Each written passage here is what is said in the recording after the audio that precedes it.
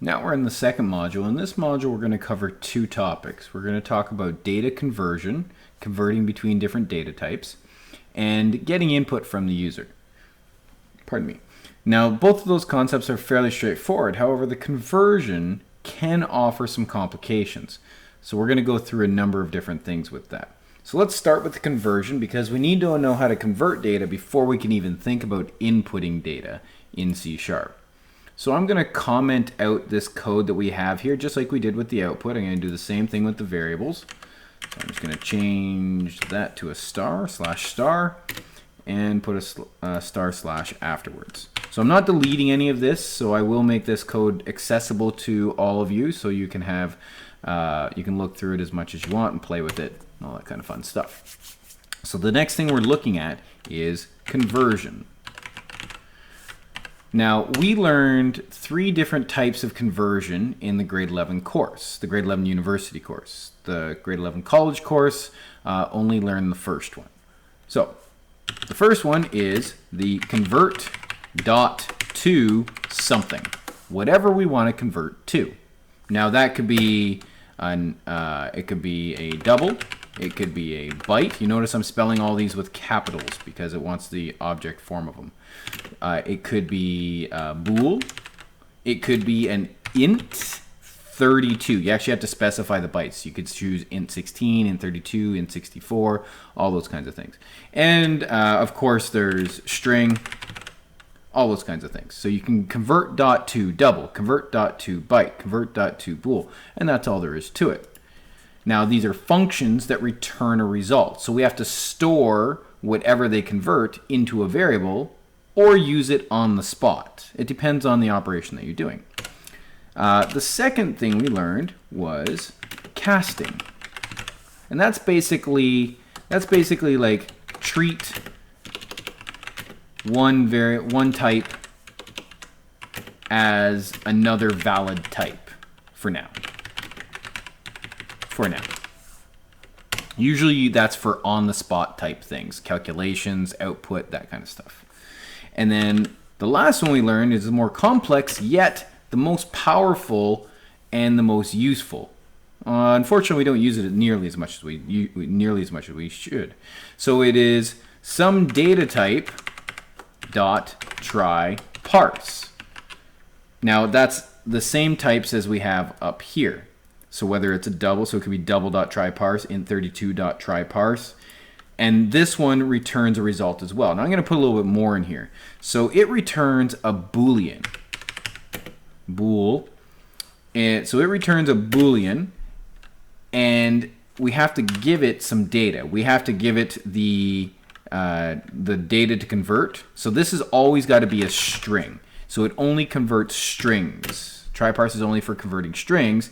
And then we have to supply it with the variable, the result variable of whatever type it needs to be. Now we have this special keyword out.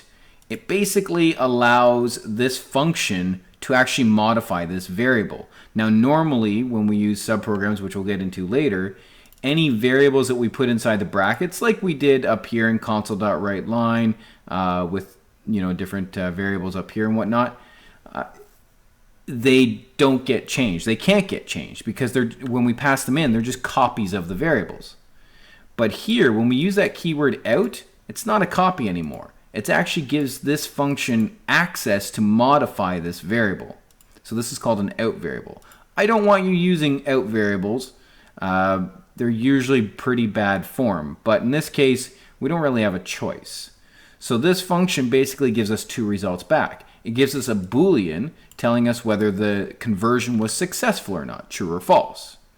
And then it also will store the resulting converted value into the result variable, whatever you called that variable. These are just general terms for them right now.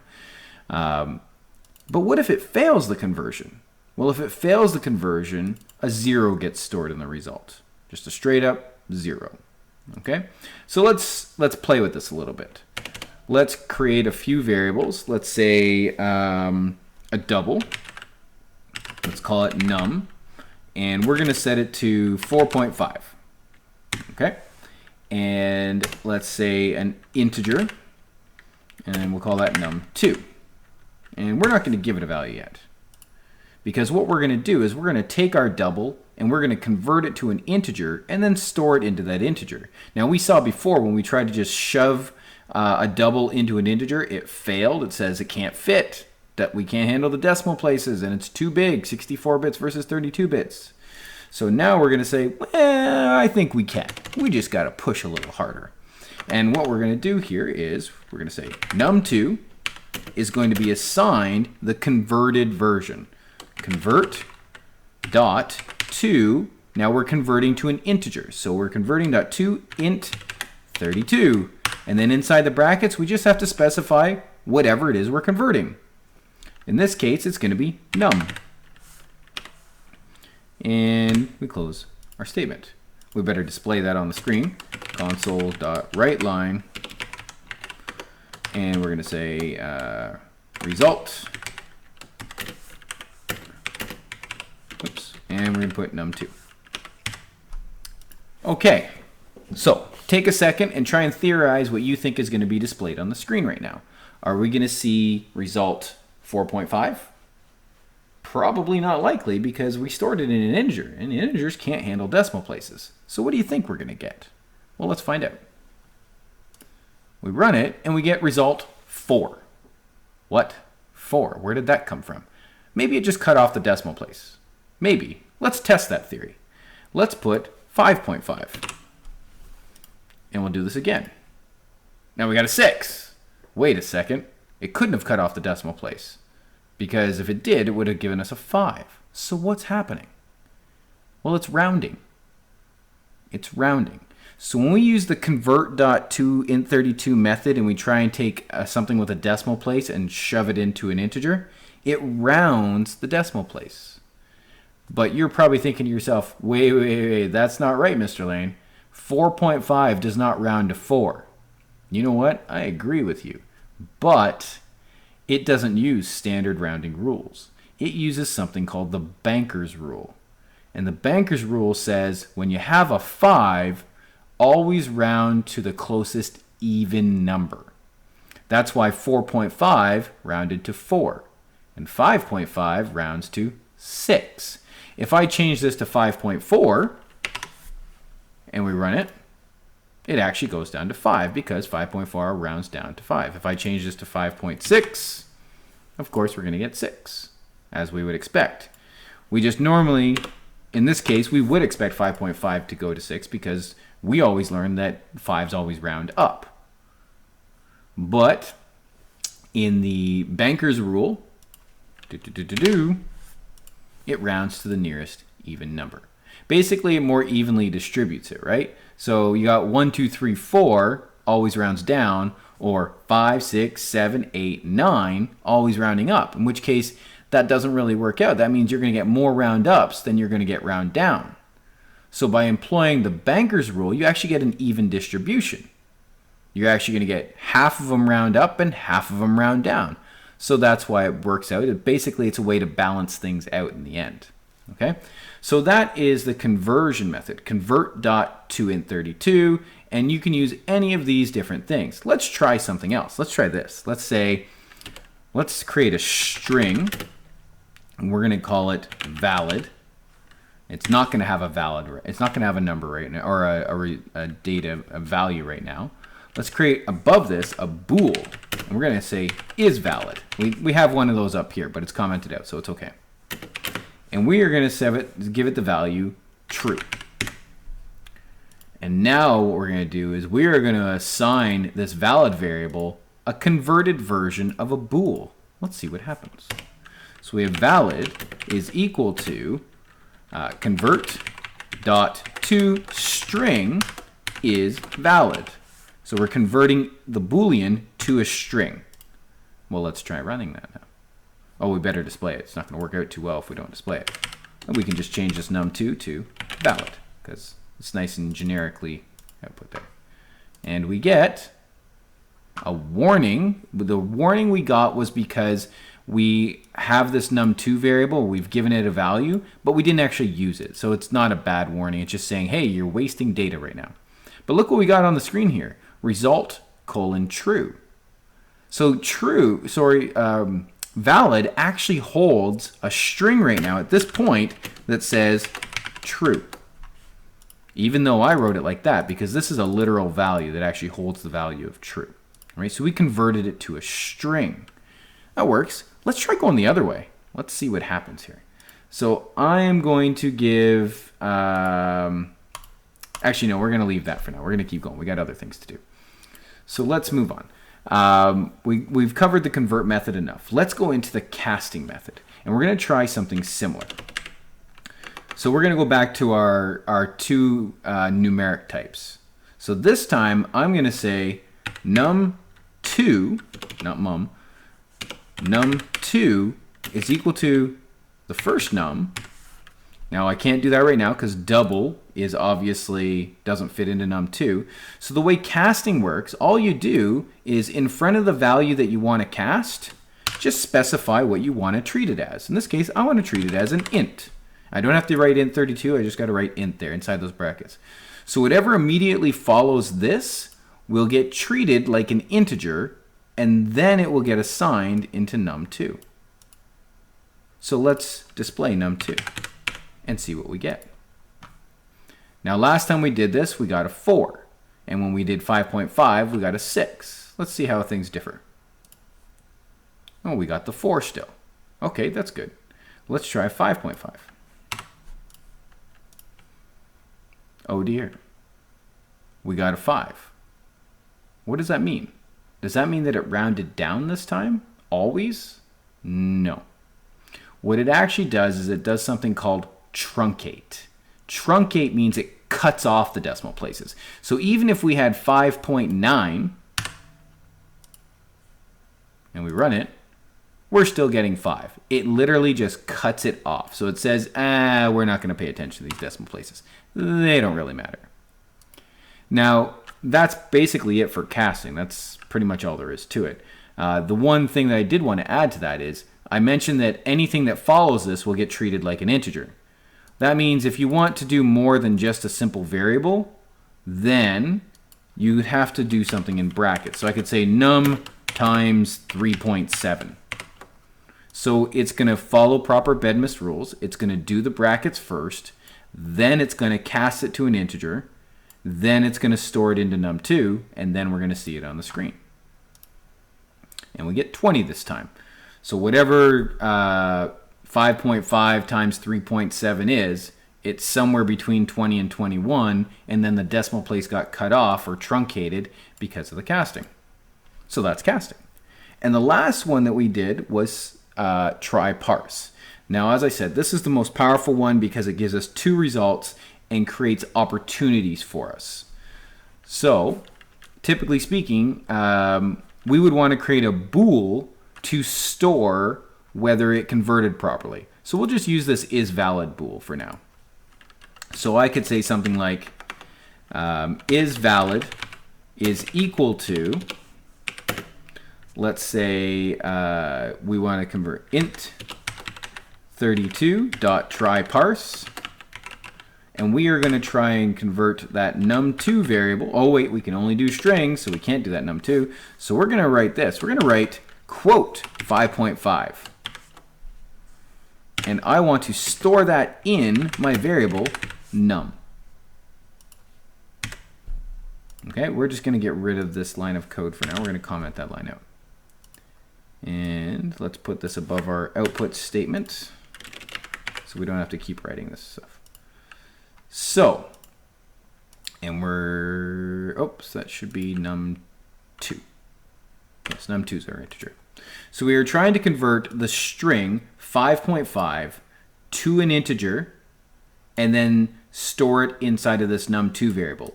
If it fails, it's going to put a 0 there. If it's successful, we should get something. Well, I guess we're going to find out. And then this will hold the value of true and false. We can display that as well, just so we can see this. So let's say valid, and we'll display isValid right here. So that way it'll give us the true or false of whether it succeeded or not. So let's try running it. You notice we didn't get an error, even though it couldn't convert it. It didn't fail. Whereas if we tried to convert something that was invalid with a convert.to functionality, it would outright crash our program. This didn't crash our program, it actually gave us effective data. It said, hey, you did not convert properly, so you get a 0. But why didn't it convert properly? That's a number. It's not an integer, and that's the problem. 5.5 is not a valid integer 32. However, if we have just 5 and we run it, now it converts perfectly. We got the result of 5 and we see valid is actually true. And that's where things come in super duper handy. Why would we actually care about this?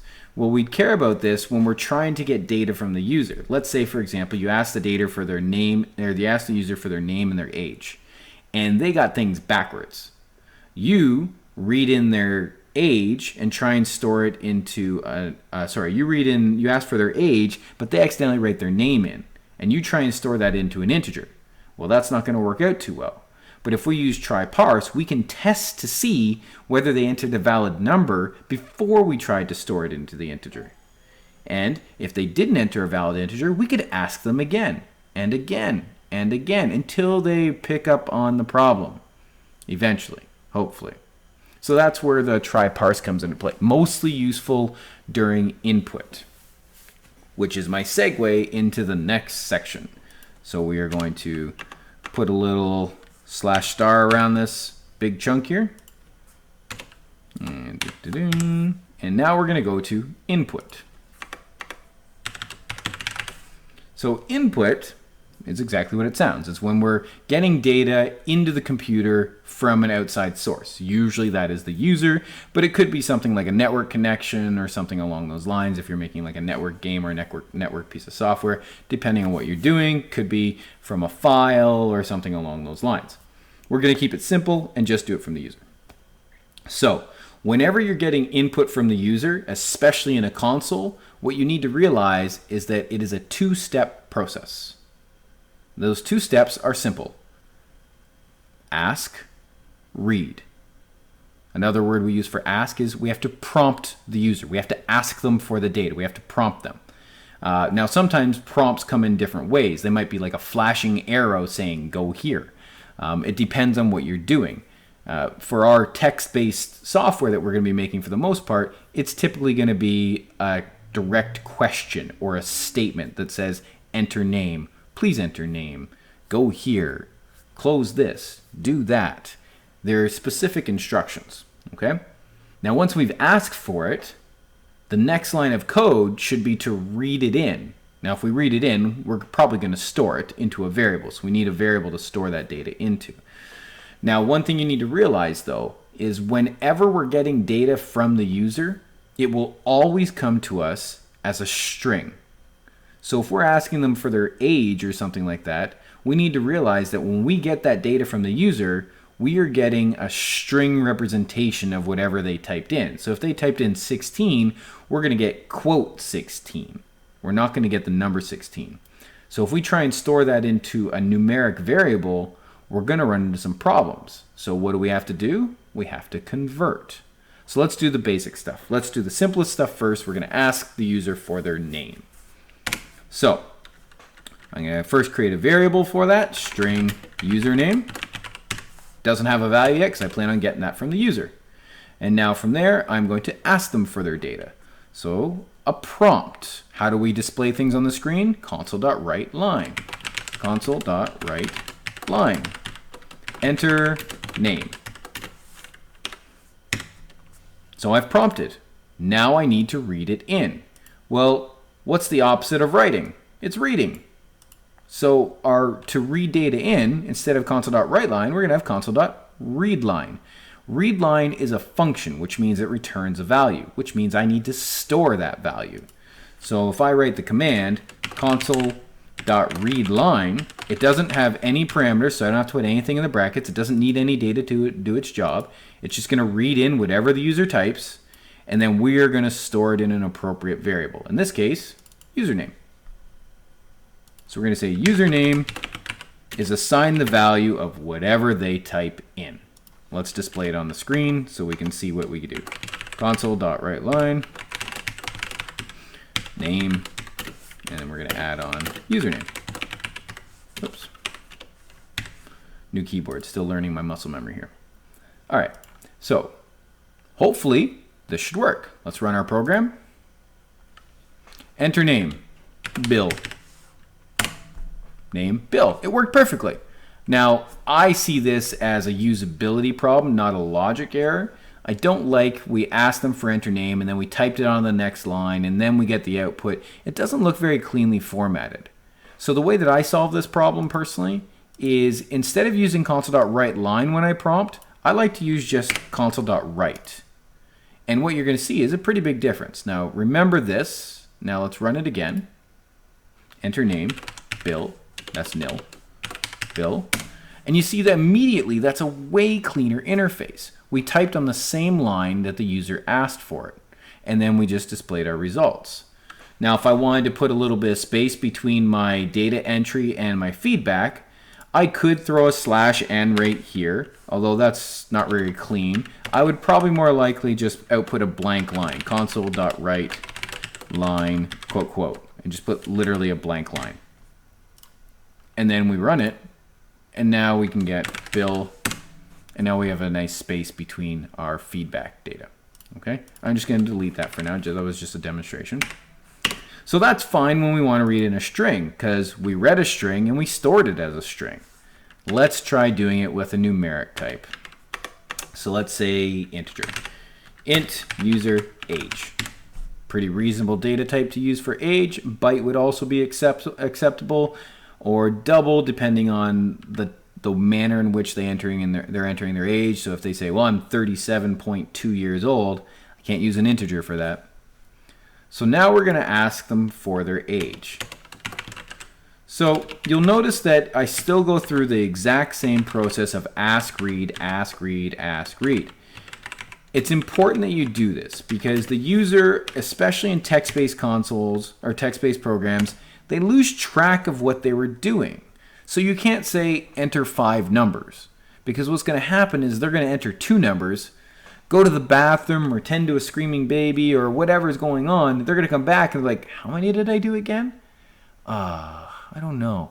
It's just not user friendly.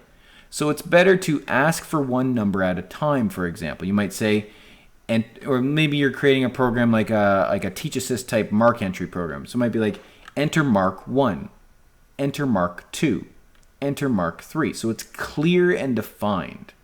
Okay, don't just generalize things because it's going to lead to usability issues. All right, so we asked the user for their age. So if we followed suit like we did in the last line, we would write user age is equal to console.readLine. And we run our program. And immediately it complains. It complains because console.readLine gives us a string back. And that's not what we want now, is it? We want the age, which is going to be an integer. So we need to do something about this. We need to convert. Now we can try whatever type of conversion we want. We could use try parse. So we'll try and do all the different types here that we actually can. You cannot cast a string to an integer. So I can't write this. If we try and run this program, it's going to say no, cannot convert type string to int. That's not valid. So we know casting is not going to work. We should be able to do convert dot to int 32, and we're going to convert whatever the user types into an integer. So when we read this line of code, it says, give me what the user types, then convert it to an integer, then assign it into user age. This one should work all right. Enter name, Bill. Enter age, 56. Name, Bill. It didn't crash if we didn't display the age, so let's display that age. But it didn't crash, no problems, so that's good. And that's just age. Great. What about try parse? So try parse would be formatted a little bit differently. We would write something like this. Is valid is equal to, now we're converting to an integer here, so int 32.tryParse. We gotta put whatever it is that we're gonna be converting, in this case, console.readLine, whatever the user types in. And then we have to put in where we plan on storing the result. In this case, out, and then user age. And that should work fine. We're going to comment this line out because we only want to do it once. So we're going to hit run. We got an error. What's wrong with is valid? Did I? Oh, that was in the previous step. We need to create that variable. My bad. So we're going to say bool is valid. There we go. Try again. We're still getting our warning. We got our warning about is valid because we haven't used it technically. We're storing it, but we're not doing anything with it. So that's going to bring me to my another point in a second. So Bill, Badil, Bill, who's going to be 56. And it actually works this time. Fantastic. That's really good. Now, I said that we're not doing anything with this is valid. So technically speaking, if we're not doing anything with it, we don't actually have to store it. We could just ignore this for now. We could just say, you know what, just read it in and convert it. This command is still returning its Boolean, but we're not storing it. So it's basically just getting thrown in the trash. But if I'm not using it, why would I create the variable to actually waste on it? Okay, so if you don't actually intend on checking to see whether it was a valid response or not, well, that's up to you. That's your choice, but you might end up with a situation like this. Bill, boat. Bill, age 0. Obviously, that is not what we wanted. So we have to be careful about that. We have to decide whether that was the right course of action. So we're going to put that back in there for a second. Is there another way to handle this with the try parse? Yes, there most certainly is. I'm going to jump ahead for a second just to show you this. I don't plan on covering this in the review for a couple modules, but just to give you an idea, we could cycle through this whole thing like a loop. So for example, we could ask them for their age and basically keep asking them for their age until they enter in a valid integer. And we do that with a while loop. We're going to say, while you're not giving me a valid integer, so while this try parse fails, so while this returns a false, keep asking. So I'm just going to write while this entire thing returns a false, ask again. We could say console.writeLine. We'll use console.writeLine, and we're going to say invalid age. So we give them some indication of what's going on, and then we could just do this again. And so this will ask indefinitely. It'll ask forever until we get a number. So let's try it. Stop it, and we'll try again. Stop it. Sometimes it takes a little bit of time, so you gotta maybe give it another shot. Here we go. So enter name, Bill. Enter age, Bill.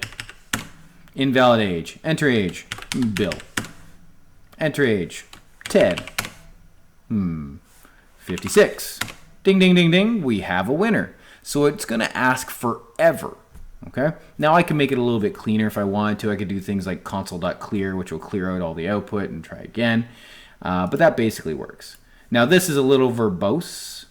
So we're saying, is it equal to false? You could just as easily just say, is it false?